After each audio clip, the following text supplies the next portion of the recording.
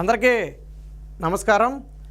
కొత్త ప్రభుత్వం కొలువు తీరింది. కొద్దిసేపటి క్రితమే ఆ మంత్రి పదవులు కూడా కేటాయించడం జరిగింది. ఇక ఎప్పుడైతే మంత్రి పదవులు కేటాయించారో ఆటోమేటిక్గా తెలుగుదేశం పార్టీ వేట కూడా ప్రారంభించిందని చెప్పొచ్చు.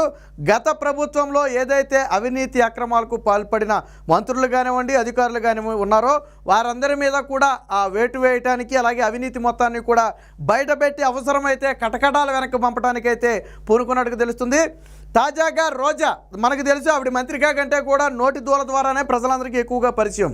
సో ఆవిడ నోటికి అడ్డు అదుపు ఉండదు, ఏదైనా మాట్లాడద్ది. సాధారణంగా రాజకీయాల్లో శాశ్వత మిత్రులు శాశ్వత శత్రువులు అనేవాళ్ళు ఉండరు.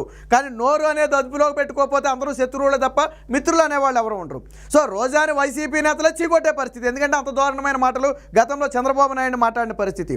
సో అలాంటి రోజా ఇప్పుడు 100 కోట్ల రూపాయల స్కామ్లో ఇరుక్కున్నట్టుగైతే తెలుస్తుంది. రోజాతో పాటు స్పోర్ట్స్ అథారిటీ ఆఫ్ ఆంధ్రప్రదేశ్ చైర్మన్గా ఉన్నటువంటి బైరెడ్డి సిద్ధార్థ రెడ్డి మీద కూడా సిబిఐ కేసు నమోదుకైతే రంగం సిద్ధమైంది. ఆల్రెడీ దీనికి సంబంధించి ఆచ్యాపాచ్యాకు చెందిన క్రీడకు చెందినటువంటి కొంతమంది అన్ని ఆధారాలతో సిఐడికి అయితే ఫిర్యాదు చేయడం జరిగింది.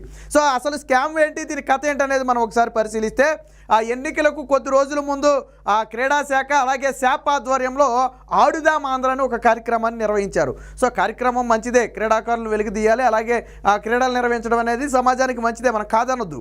కానీ ఆ ముసుగులో 100 కోట్ల రూపాయలు స్కామ్కు పాల్పడ్డారు. ఒకటి, ఏదైతే క్రీడా పరికరాలు నాసి రకమైన పరికరాలు ఇచ్చారో ఆ టెండర్లలో కానివ్వండి, లేదా ఆ ఖర్చులు ఏదైతే క్రీడలు నిర్వహించిన ఖర్చుల్లో కానివ్వండి అధిక ఖర్చులు చూపించేసి కానివ్వండి, అలాగే చెయ్యని పనులను కూడా చేసినట్టుగా చూపించి కానివ్వండి, ఇలా మొత్తంగా 100 కోట్ల రూపాయల స్కామ్కి రోజా పాల్పడినట్లు ఇందులో బైరెడ్డి సిద్ధార్థ రెడ్డి హస్తం కూడా ఉంది. వీరిద్దరూ కలిసి ఈ 100 కోట్ల రూపాయల స్కామ్ అయితే చేశారని చెప్పి బలమైన కొన్ని ఆధారాలను ఇస్తూ సిఐడికి అయితే ఫిర్యాదు చేయడం జరిగింది. సో సిఐడి అయితే ఇవాళ రేపట్లో కేసు ఖచ్చితంగా నమోదు చేయబోతుంది. ఇప్పుడు ఈ 100 కోట్ల స్కామ్కు సంబంధించి రోజా ఉక్కిరిబిక్కిరవుతున్న పరిస్థితి. ఇప్పటి వరకు ఈ స్కామ్కి సంబంధించి రోజా నోరెత్తలేదు, అలాగే బైరెడ్డి సిద్ధార్థ రెడ్డి కూడా నోరెత్తలేదు. ఆల్రెడీ సిఐడికి ఫిర్యాదు వెళ్ళినప్పటికీ కూడా ఇప్పటి వరకు వీళ్ళెవరూ ఉలకలేదు పలకలేదు అంటేనే మొత్తానికి వాళ్ళలో భయం మొదలైందని అయితే అర్థమవుతుంది. ఖచ్చితంగా మొదటగా సిఐడి నోటీస్ ఇచ్చి విచారణకు అయితే పిలిచే అవకాశం ఉంది. సో విచారణ అనంతరం వారి మీద కేసు నమోదు చేయాలా లేదా దీని వెనక ఎవరున్నారనేది అయితే బయటకు లాగుతారు. సో ఫిర్యాదుదారుని చెప్పిన దాని ప్రకారం స్పోర్ట్స్ అథారిటీ ఆఫ్ ఆంధ్రప్రదేశ్లో ఉన్నటువంటి అంటే శాప్ చైర్మన్గా ఉన్నటువంటి బైరెడ్డి సిద్ధార్థ రెడ్డితో పాటు వివిధ జిల్లాల డిఎస్డిఓలు అంటే డిస్ట్రిక్ట్ స్పోర్ట్స్ డెవలప్మెంట్ ఆఫీసర్ అని చెప్పి ఒక అధికారి ఉంటాడు. సో క్రీడాభివృద్ధి అధికారి మన తెలుగులో చెప్పుకుంటే, సో ఆ అధికారుల పాత్ర కూడా ఉంది. వాళ్ళందరి మీద కూడా విచారణ జరగాలి. రోజా బైరెడ్డితో సిద్ధార్థ రెడ్డితోనే కాకుండా కింద కోచ్లు కానివ్వండి లేదా ఇంకా కొంతమంది అధికారుల పాత్ర కానివ్వండి ఖచ్చితంగా ఈ స్కామ్లో ఉంది. కాబట్టి ఈ స్కామ్ మొత్తం కూడా ఇప్పుడు బయటకు తీయాలని చెప్పి బలంగా వాదన వినిపిస్తుంది. ఇదే సమయంలో గతంలో రోజా చంద్రబాబు గారిని కానివ్వండి టీడీపీని కానివ్వండి ఏ విధంగా విమర్శించిందో మనందరం తెలుసు. చంద్రబాబు గారిని అసెంబ్లీ గేట్ కూడా టచ్ చేయనివ్వనని చెప్పడం కానివ్వండి, ముసలోడు అనటం కానివ్వండి, ఎద్దులాగా ఉన్నాడు ఏడవటం ఏంటని ఇలా ఒకటి కాదు రెండు కాదు రకరకాల వ్యాఖ్యలు చేసింది. ఒక మహిళ ఉండి సాటి మహిళ పట్ల మాట్లాడకూడని మాటలు కూడా భువనేశ్వర్ గారి గురించి కానివ్వండి లేదా పవన్ కళ్యాణ్ గారి అంతకుముందు పెళ్లిళ్ళ గురించి కానివ్వండి రోజా రకరకాలుగా బహిరంగంగా మాట్లాడింది. సో ఒక మహిళ ఇంకో మహిళ గురించి అంత నీచంగా ఎక్కడా కూడా మాట్లాడదు. కానీ విలువలు లేనటువంటి రోజా ఏదో తనకు మెప్పు కోసమో తనకు సీట్ రావడం కోసమో లేదా వీళ్ళని తిడితే జగన్మోహన్ రెడ్డి తనకు తిక్కేసేస్తాడు అనుకుందో తెలియదు. కానీ మొత్తానికి ఆ స్థాయిలో అయితే విమర్శలు అయితే చేయడం జరిగింది. ఇవన్నీ కూడా తెలుగుదేశం పార్టీ ఖచ్చితంగా గుర్తుపెట్టుకుంది. సో మొదటగా పెద్దిరెడ్డి రామచంద్రారెడ్డి అలాగే రోజా వీరిద్దరి మీద అయితే చర్యలకైతే సిద్ధమైనట్టుగా తెలుస్తుంది. అందులో భాగంగానే ఇప్పుడు వచ్చినటువంటి కంప్లైంట్కి సంబంధించి పూర్తి వివరాలు కూడా సిఐడి సేకరించే ప్రయత్నం జరుగుతుంది. సో విచారణకు పిలిచి తీగలాగితే ఆటోమేటిక్గా డొంకంతా కూడా కదిలిపోతుంది. మీరు ఆడుదాం ఆంధ్ర కార్యక్రమంలో క్రికెట్ బ్యాట్లు మీరు చూసే ఉంటారు కదా, ఆ సోషల్ మీడియాలో విపరీతంగా ట్రోల్ అయింది. అవి ఎలా అంటే ఇరిగిపోయాయి. ఒక బాల్ ఆడకుండానే ఆ బ్యాట్లు ఇరిగిపోయిన పరిస్థితి, గట్టిగా ఒక ఓవర్ ఆడకుండానే ఇరిగిపోయిన పరిస్థితి. ఇక ఆడుదాం ఆంధ్రలో క్రికెట్ వికెట్లు ఏవైతే ఉన్నాయో వాటిని చేతే ఇరిగిపోయే పరిస్థితి. గట్టిగా 4 పుల్లలు కలిపి ఇరిసినా కానీ ఇరగవు. అలాంటిది వికెట్ని లాగా ఇరిస్తే ఇరిగిపోయే పరిస్థితి. సో అంత బాల్ తగిలితే వికెట్ సగానికి ముక్క కింద ఎగిరిపోయే పరిస్థితి, టెన్నిస్ బాల్ తగిలితేనే. సో అంత దారుణమైన నాసిరకం ఆట వస్తువులు అట్లా ఇవ్వడం జరిగింది. మరి ఈ టెండర్లలో వేల కోట్ల రూపాయల టెండర్లు ఇవన్నీ. సో ఈ టెండర్లలోనే 100 కోట్ల రూపాయల స్కామ్ జరిగిందనేది ప్రధానంగా చేస్తున్నటువంటి ఆరోపణ. దీంట్లో స్పోర్ట్స్ అథారిటీ ఆఫ్ ఆంధ్రప్రదేశ్ పాత్ర ఉంది, అలాగే క్రీడా శాఖ పాత్ర ఉంది. ఆ రెండింటికి హెడ్లుగా ఉన్నటువంటి రోజా, బైరెడ్డి సిద్ధార్థ రెడ్డి పాత్ర ప్రధానంగా ఉంది. కింది స్థాయిలో వివిధ జిల్లాల క్రీడాధికారుల పాత్ర కూడా ఉంది. ఖచ్చితంగా వారిని కూడా విచారించాలి. వాళ్ళు కూడా ఈ స్కామ్లో, ఈ అవకతవకల్లో వాళ్ళు కూడా తలో చేయేశారు, వాళ్ళు కూడా భాగస్వాములు అయ్యారు.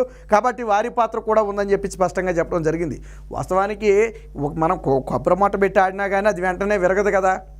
కానీ జగన్మోహన్ రెడ్డి ఇచ్చిన బ్యాట్లు అంత వెంటనే ఎలా ఇరిగిపోయాయి? పోనీ ఎవరో ఒక చోట 2 చోట్ల విరిగిపోయి ఉంటే సరే, యాదృచ్ఛికంగా ఏదో ఇరగొట్టారే బలవంతంగా అనుకోవచ్చు. కానీ మొత్తం ఎన్ని బ్యాట్లు అయితే ఇచ్చారో అన్ని చోట్ల ఇదే గోల. అసలు ఆ బ్యాట్లు ఎందుకు పనికొస్తాయి? కనీసం గేదెలు కోసుకున్నట్టు తోలటానికి కూడా పనిచేయవు. అంత దారుణమైనటువంటి నాసిరకం బ్యాట్లను ఇవ్వడం జరిగింది. అలాగే ఆట వస్తువులన్నీ కూడా అంతే నాసిరకంగా ఇచ్చారు. అలాగే టోర్నమెంట్లు ఖర్చులు ఏకంగా డబలో త్రిపులు చూపించేశారు. ఇప్పుడు ఒక టోర్నమెంట్ ఖర్చుకి ఒక 100 రూపాయలు అయిందనుకోండి, 200 రూపాయలు లెక్క రాస్తారు. దానికి నిర్వహణకు 4 లక్షలు అయితే 8 లక్షల లెక్క రాస్తారు. సో ఇలా 1 కాదు 2 కాదు అనేక అవకతవకలకైతే ఆ రోజా కానివ్వండి, బైరెడ్డి సిద్ధార్థ రెడ్డి కానివ్వండి పాల్పడినట్టుగా ప్రధానంగా ఫిర్యాదు అయితే అందడం జరిగింది. అది కూడా ఆ క్రీడాకారులే. ఆచాపాచ అనేది ఒక క్రీడ, ఆ క్రీడకు చెందిన వాళ్ళే కొంతమంది ఫిర్యాదు చేయడం జరిగింది. ఇప్పుడు ఆ ఫిర్యాదును ఇతర క్రీడా సంఘాలు కూడా బలపరుస్తున్నాయి. సో స్కామ్ జరిగే ఉంటుంది ఖచ్చితంగా. మొత్తం కూడా నాసిరకం వస్తువులు ఇచ్చారు. టోర్నమెంట్ కూడా అనుకున్నట్టుగా చేయలేదు, కానీ బిల్లులు మాత్రం భారీగా వసూలు చేసుకున్నారని చెప్పి ఇప్పుడు వివిధ క్రీడా సంఘాలు కూడా పలు ఆరోపణలు చేస్తున్నాయి. గతంలో ఆరోపణ చేసినా పట్టించుకునేవాడు ఎవడండి? ఇప్పుడు రోజా మీద గతంలో స్కామ్ జరిగిందని తెలుసు, వైసీపీలో కేసు పెడితే ఎవడని తీసుకుంటాడా? వైసీపీలో రోజా మీద కేసు పెడితే పోలీసులు తీసుకుంటారా? కేసు పెట్టినోడిని వైసీపీ ప్రభుత్వం ఊరికనే వదిలేస్తుందా? ఆయన రాచిరంపాన్ని పెట్టి రోడ్డుని పడేసి అవసరమైతే ఆడే ఆత్మహత్య చేసుకునేలా చేస్తారు. సో అంత దారుణంగా వేధిస్తారు. కాబట్టి అప్పుడు ఎవరు మాట్లాడాలి. కానీ ఇప్పుడు ప్రభుత్వాలు మారినాయి కాబట్టి ఖచ్చితంగా ఇది చిన్నపిల్లల ఆట వస్తువుల మీద స్కామ్ చేసి తినడానికి సిగ్గుండాలిగా మనకి. క్రీడాకారులు అంటే ఎవరో ఆడుకునే పిల్లలకి ఇచ్చే ఆట వస్తువుల మీద కూడా స్కామ్ చేసి తింటే ఇంతకంటే దారుణమైన పరిస్థితి ఉంటుందా? ఏపీఐఐసి చైర్మన్గా ఉన్న సమయంలో కూడా పరిశ్రమలకు స్థలాల కేటాయింపులు, అసలు పరిశ్రమలే రాలేదనుకోండి, వాళ్ళకి కావాల్సిన పరిశ్రమలు, ఊరు లేని పేరు లేని పరిశ్రమలకు స్థలాల కేటాయింపులో కూడా అవకతవకలు జరిగాయన్న ఆరోపణలు ఉన్నాయి. దాని కుంభకోణాన్ని కూడా బయటికి లాగాల. గతంలో బీపీ ఆచార్య, జగన్మోహన్ రెడ్డి అక్రమాస్తుల కేసులో అరెస్ట్ అయినటువంటి ఐఏఎస్ అధికారి బీపీ ఆచార్య, ఆయన కూడా అప్పుడు ఏపీఐఐసికి ఎండీగానే ఉండేవాడు. సో అప్పుడు భూ కేటాయింపులు అవకతవకలు జరిగాయనే జగన్మోహన్ రెడ్డి వల్ల ఆయన కేసులు పాలవ్వాల్సి వచ్చి జైలుకి వెళ్ళేదాకా వచ్చింది పరిస్థితి. సో ఇప్పుడు ఏపీఐఐసిని కూడా ఖచ్చితంగా విచారణ చేయాలి. ఇదే సమయంలో గతంలో మనం చూసాం, కొడుక్కి ₹1,00,00,000 కారు, బెంచ్ కారు గిఫ్ట్గా కొనిచ్చింది రోజా. సో మరి రోజా మంత్రిగా చేసే రోజాకి మహా వస్తే 2.5 లక్షలు వచ్చాయి, 3 లక్షలు వచ్చాయి నెలకి. మరి ₹1,00,00,000 గిఫ్ట్ ఎలా కొనిచ్చిందో తెలియదు. సినిమాల్లో ఉందా అంటే పోనీ సినిమాల్లో కూడా ఎప్పుడో మానేసింది, సినిమాల్లో కూడా. అలా అని చెప్పి పెద్ద పెద్ద వ్యాపారాలు కూడా బయటకు ఉన్నట్టయితే మనకేం తెలియదు. మరి లోపల ఏమన్నా ఉన్నాయో మనకు తెలియదు, కానీ బయటకైతే మనకి పెద్ద పెద్ద వ్యాపారాలు కూడా తెలియదు. మరి ₹1,00,00,000 కారు ఎలా వచ్చింది రోజాకి? ఎక్కడి నుంచి తీసుకుంటే వచ్చింది? గతంలో చూసాం మనం, రోజాకి చెందినటువంటి వాళ్ళ బ్రదర్ అయినటువంటి ఒక వ్యక్తి మున్సిపల్ చైర్మన్ పదవి ఇప్పిస్తానని చెప్పి 40 లక్షలు 30 లక్షలు డిమాండ్ చేశారు. తర్వాత పదవి ఇవ్వకపోగా మళ్ళీ గెలుస్తాం అప్పుడు ఇస్తామని చెప్తే, మీ వద్దు, మీ పదవి వద్దు, మా డబ్బులు మాకు ఇవ్వండి అని చెప్పి ఒక మహిళా కార్పొరేటర్, వైసీపీ మహిళా కార్పొరేటర్ అడిగితే దానికి సమాధానం చెప్పకపోతే ఆమెను మీడియా ముందుకు వచ్చి ఆధారం పట్టుకుని వచ్చింది. ఆ రోజు డబ్బు తీసుకెళ్ళిన ఆధారాలు కానివ్వండి, వాళ్ళు మాట్లాడినవి కానివ్వండి, ఆ వాట్సాప్ చాట్లు కానివ్వండి, అవన్నీ తీసుకుని బయటకు వచ్చింది. తర్వాత ఏమైందో చూసాం కదా. సో ఇలా అవినీతి అక్రమాలకు పాల్పడ్డారు అనడానికి అనేక ఉదాహరణలు ఉన్నాయి. సో ఇప్పుడు ఇటు రోజా మెడకు, అలాగే ఇటు బైరెడ్డి సిద్ధార్థ రెడ్డి మెడకు అయితే ఈ సిఐడి కేసు చుట్టుకోబోతుంది. ఈ 100 కోట్ల స్కాములో ఖచ్చితంగా వీళ్ళైతే కేసును ఎదుర్కోక తప్పదు. ఒకవేళ పక్కా ఆధారాలు దొరికితే జైలుకు వెళ్ళటానికి కూడా వీళ్ళిద్దరూ సిద్ధంగా ఉండాలని చెప్పి తెలుగుదేశం పార్టీ అయితే హెచ్చరిస్తుంది. మొత్తంగా వైసీపీ శ్రేణులు అయితే వణుకు మొదలైంది. సో రోజా, బైరెడ్డి సిద్ధార్థ రెడ్డి లాంటి వాళ్ళతో వేట మొదలు పెట్టారంటే ఖచ్చితంగా మనలాంటి వాళ్ళం కూడా అందులో మునిగిపోతాం, మనం చేసినటువంటి అవినీతి అక్రమాలు బయటకు వస్తాయని చెప్పి ఇప్పుడు వైసీపీ నేతలందరూ కూడా తీవ్ర ఆందోళనలో ఉన్నటువంటి పరిస్థితి.